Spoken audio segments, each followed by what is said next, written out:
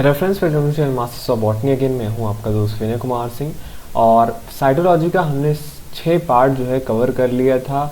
यहां से हम स्टार्ट करेंगे पार्ट नंबर 7 और इसके बाद एक पार्ट आपका बचता है और साइटोलॉजी का जो है सारे क्वेश्चंस आपका कवर हो जाएगा जो BHU में 2008 से लेकर 2020 तक के पूछे गए हैं। तो चलते हैं सबसे पहले क्वेश्चन पे, question number 76। Histone proteins are synthesised in. Histone proteins किस फेज में सिंथेसाइज होते हैं ये आपसे पूछा गया है। M फेज में, S फेज में, G1 फेज में या G2 फेज में। तो हिस्टोन प्रोटीन मैंने आपसे बताया था कि जब DNA का रेप्लिकेशन होता है उसी टाइम आपका हिस्टोन प्रोटीन्स का भी सिंथेसिस होता है। तो आपको अच्छे से याद होगा कि DNA का रेप्लिकेशन होता है S फेज में, तो आप ये भी याद रखिएगा कि हिस्टोन प्रोटीन का सिंथेसिस किस में होता है, S फेज में ही होता है। ठीक, देखिए the S phase is characterized by DNA synthesis and in the 1960s it was discovered that histone proteins are also synthesized during this phase.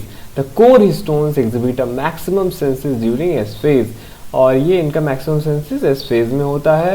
बाकी जो आपका सिंथेसिस होता है हिस्टोन प्रोटीन क्योंकि 4 टाइप के होते हैं, S2A, S2B, S3, S4, जिसमें से आपका जो S2A और S2B का सिंथेसिस होता है वो G2 पीरियड तक, जो आपका G2 फेज है वहाँ तक कंटिन्यू तक रहता, मतलब वहाँ तक होता है। लेकिन जो H4 और S3 है ये S फेज में ही जो आपका सेल साइकिल है वहाँ तक का रिस्ट्रिक्टेड रहते हैं। तो they are mainly synthesised in S phase of cell cycle, but the synthesis of S2A and S2B are continue during the G2 phase of cell cycle. Question number 77.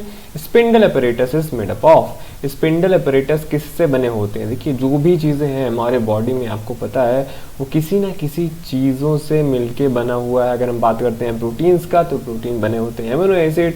अगर आप बात करेंगे DNA का, DNA बने होते हैं न्यूक्लियोटाइड से। ऐसे ही बहुत सारे हैं जिनका आपको सब यूनिट पता होना चाहिए। तो ऐसे स्पिंडल apparatus है तो कोई भी कॉमन क्वेश्चन आपसे पूछ सकता है ये स्पिंडल apparatus है, ये होता क्या है, प्रोटीन, लिपिड, ये वो, या उसके भी कुछ एक्स्ट्रा उसके ऊपर भी कुछ है इसमें मिलके बना हुआ होता है। तो स्पिंडल फाइबर की अगर हम बात कर लें तो स्पिंडल फाइबर एक्चुअली प्रोटीन के सब यूनिट्स होते हैं और वो प्रोटीन कौन से प्रोटीन होते हैं, माइक्रोट्यूब्यूल प्रोटीन होते हैं जिससे मिलके बने हुए होते हैं। क्वेश्चन नंबर हम 78 पे आते हैं। During cell cycle DNA replicates. Cell cycle में DNA कितनी बार रेप्लिकेट होता है ये आपसे पूछा गया है। इजी है ये कि पूरे सेल साइकिल में DNA चाहे वो माइटोसिस हो या आपका मियोसिस हो केवल एक बार रेप्लिकेट होता है। तो करेक्ट आंसर क्या है आपका, वंस। क्वेश्चन नंबर 79 पे चलते हैं।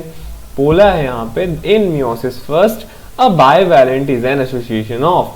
कह रहा है मियोसिस फर्स्ट में जो बाइवैलेंट होता है वो किसका एसोसिएशन होता है।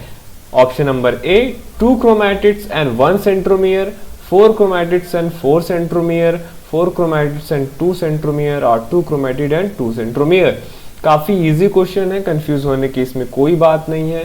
बाइवैलेंट जो होता है मियोसिस फर्स्ट में, बाइवैलेंट का मतलब जब 2 होमोलॉगस क्रोमोसोम आपस में एसोसिएट होते हैं तो बाइवैलेंट स्ट्रक्चर बनाते हैं। अब जब 2 क्रोमोसोम हो रहा है इसका मतलब वो भी रेप्लिकेटेड क्रोमोसोम जो X टाइप के आपको दिखते हैं, तो वहां पे 2 सेंट्रोमियर होगा क्योंकि 2 क्रोमोसोम है तो एक क्रोमोसोम में 1 सेंट्रोमियर, दूसरे क्रोमोसोम में 1 सेंट्रोमियर, दोनों 2 सेंट्रोमियर हो गए। क्रोमैटिड्स अगर हम बात कर लें तो 4 क्रोमैटिड होंगे, 2 क्रोमोसोम के 4 क्रोमैटिड्स। तो करेक्ट आंसर क्या होगा आपका, 4 chromatids and 2 centromeres. Question number 8 ये देखिए यहाँ पे ये सिस्टर क्रोमैटिड हो गए रेप्लिकेशन के बाद और बाइवैलेंट्स कब बनते हैं, जब होमोलॉगस क्रोमोसोम आपस में आते हैं। तो यहाँ पे ये 2 सेंट्रोमियर हो गए और काउंट करेंगे आप तो 1 2 3 4 सिस्टर क्रोमैटिड है यहाँ पे। क्वेश्चन नंबर 80 पे आते हैं। One difference between a cancer cell and a normal cell is that. ये भी पूछा जाता है एग्जाम में कि नॉर्मल सेल और कैंसर सेल में डिफरेंस क्या होता है, क्योंकि आपको पता है कैंसर सेल कोई अलग डिजीज नहीं है। कैंसर सेल जो नॉर्मल सेल होते हैं जब वो एबनॉर्मली डिवाइड करने लगते हैं वही आपका कैंसर कहलाता है। तो कैसे नॉर्मल सेल से कैंसर सेल डिफर करता है, इस पे भी 2 क्वेश्चन पूछे गए हैं बीएचयू में। तो ऑप्शन है आपका the cancer cell unable to synthesise DNA, ऐसी बात नहीं है, कैंसर सेल डीएनए सिंथेसाइज कर सकता है, तभी तो उसका सेल का नंबर बढ़ेगा। B the cell cycle of the cancer cell is arrest at the S phase, ऐसा भी नहीं होता। मैंने आपसे बोला कि नॉर्मल सेल और कैंसरस सेल दोनों डिवीजन करते हैं, तो ना तो ऑप्शन ए सही है ना तो ऑप्शन बी सही है। ऑप्शन सी पे आते हैं, cancer cell continue to divide even when they are tightly packed. अब ये एक जो है प्रॉपर्टी है कैंसर सेल की। नॉर्मल सेल्स क्या होते हैं, अगर वो टाइटली पैक्ड होते हैं तो वो डिवाइड नहीं होते हैं, लेकिन कैंसर सेल जो है वो डिवाइड करता जाता है। ऑप्शन नंबर डी देखेंगे, cancer cell can not function properly because they suffer from density dependent inhibition, तो ऐसी बात नहीं है। कैंसर सेल जो होते हैं वो डेंसिटी डिपेंडेंट इनहिबिशन शो नहीं करते, मतलब एक जब डेंसिटी हो जाएगी उनकी तब वो डिवाइड करना बंद नहीं करते हैं। तो बंद करते हैं तो क्या हो गया, डेंसिटी डिपेंडेंट इनहिबिशन, और ना बंद करें तो डेंसिटी डिपेंडेंट इनहिबिशन उसमें नहीं होता। तो कैंसर सेल की प्रॉपर्टी नहीं है।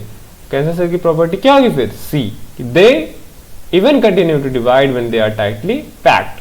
क्वेश्चन नंबर 81 पे आते हैं, which of the following is not a property of a cancer cell. अब देखिए फिर से वही चीजें हैं। ऑप्शन पे आते हैं, lack of density dependent inhibition of cell proliferation. इसमें केवल पूछा है कौन सी प्रॉपर्टी नहीं है, तो मैंने अभी आपसे ऊपर बोला कि यहाँ पे इनमें डेंसिटी डिपेंडेंट इनहिबिशन लैक करता है कैंसर सेल में, तो यहाँ पे नहीं होती डेंसिटी डिपेंडेंट इनहिबिशन सेल में।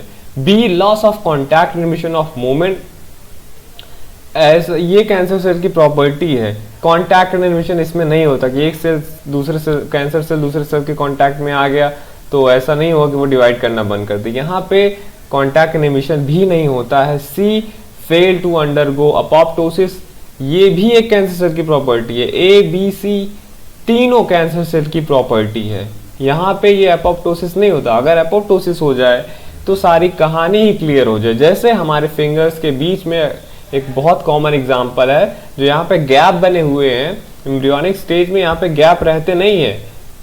एक होता है डेथ, एक होता है प्रोग्राम सेल डेथ। उसको प्रोग्राम सेल डेथ को अपोप्टोसिस बोलते हैं। डेथ तो ऐसे हो जाए, चोट लग जाए, टूट जाए, लेकिन जब बॉडी कंट्रोल कंडीशन में सेल्स का डेथ कराती है तो हम उसे क्या बोलते हैं, अपोप्टोसिस बोलते हैं। और कैंसर सेल में अपोप्टोसिस नहीं होता है, तो फेल टू अंडरगो अपोप्टोसिस। ये तीनों प्रॉपर्टी है कैंसर सेल की। डी पे आते हैं, increase requirement of extra cellular growth factors. तो ये कैंसर सेल की प्रॉपर्टी नहीं है कि वहां पे रिक्वायरमेंट बढ़ जाती है ग्रोथ फैक्टर्स की, ऐसा नहीं होता है कैंसर सेल में। तो यही ऑप्शन डी करेक्ट नहीं है। क्वेश्चन नंबर 82 पे आते हैं, which chemical is use for diploidization of haploid. Haploid का डिप्लॉयडाइजेशन करने में कौन सा केमिकल मदद करता है, 2,4-D, बोरैक्स, कॉल्चिसिन और GA3। आपको पता होना चाहिए कॉल्चिसिन किस पे इफेक्ट करता है, माइक्रोट्यूब्यूल्स का। माइक्रोट्यूब्यूल्स क्या होते हैं, जो क्रोमोसोम के साथ इंटरैक्ट करते हैं और डिवीजन में हेल्प करते हैं। कॉल्चिसिन क्या करता है, उन्हीं माइक्रोट्यूब्यूल पे अटैक करता है और फिर जो होता है क्रोमोसोम डिवाइड नहीं कर पाते हैं, और रिजल्टली सेल डिवीजन तो होता है पर क्रोमोसोम डिवीजन नहीं हो पाता, और रिप्लिकेशन के बाद तो क्या हो जाता है, सेल हैप्लॉइड से डिप्लॉयड हो जाता है। तो कॉल्चिसिन ही है वो केमिकल जो डिप्लॉयडेशन में हेल्प करता है हैप्लॉइड्स के। क्वेश्चन नंबर 83 पे आते हैं, इन meiosis first bivalent is an association of. फिर से वही क्वेश्चन है, सेम जैसे अभी आपसे पूछा गया था कि बाइवैलेंट क्या होता है। मैंने आपसे बताया था 4 क्रोमैटिड होंगे और 2 सेंट्रोमियर होंगे। 2 क्रोमोसोम के 2 सेंट्रोमियर और एक क्रोमोसोम के पास 2 क्रोमैटिड्स होते हैं, तो 2 क्रोमोसोम के पास 4 क्रोमैटिड होंगे। ओके, क्वेश्चन नंबर 84 पे आते हैं, structure of nuclear membrane helps in. कह रहा है जो न्यूक्लियस का मेम्ब्रेन होता है वो किस में हेल्प करता है, in a phasic separation of daughter chromosome. तो आपको पता है डिवीजन के टाइम पे न्यूक्लियर मेम्ब्रेन तो गायब हो जाता है, तो ये तो ऑप्शन सही नहीं होगा। B nuclear cytoplasmic exchange of material, yes this is the correct answer. Nucleus और साइटोप्लाज्म के बीच में न्यूक्लियस मेम्ब्रेन में पोर होते हैं और उनके बीच में एक्सचेंज होता है मटेरियल्स का, और न्यूक्लियर मेम्ब्रेन इसी में आपका हेल्प करता है। फिर भी हम देखते हैं सी और D option, synapses of homologous chromosome, तो इसमें भी नहीं हेल्प करता, ना तो ऑर्गेनाइजेशन ऑफ स्पिंडल में हेल्प करता है, क्योंकि न्यूक्लियर मेम्ब्रेन तो डिवीजन से पहले गायब हो जाता है। क्वेश्चन नंबर 85 पे आते हैं। ये लास्ट क्वेश्चन है इस वीडियो का। If n is equal to 16 in a diploid plant, how many bivalents are possible at metaphase first of meiosis? कह रहा है अगर हैप्लॉइड नंबर 16 है किसी डिप्लॉइड प्लांट का, तो उसमें कितने बाइवेलेंट्स बनेंगे।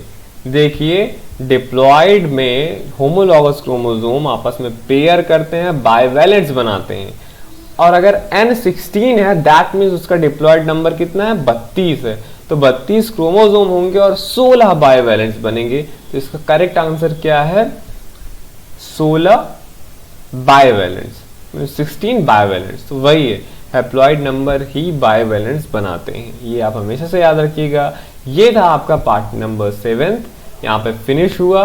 नेक्स्ट वीडियो में मैं लेकर आऊंगा पार्ट नंबर 8, जो कि होगा आपका साइटोलॉजी का लास्ट पार्ट। ओके, तो देखते रहिए आप masters of botany, and thank you for watching this video.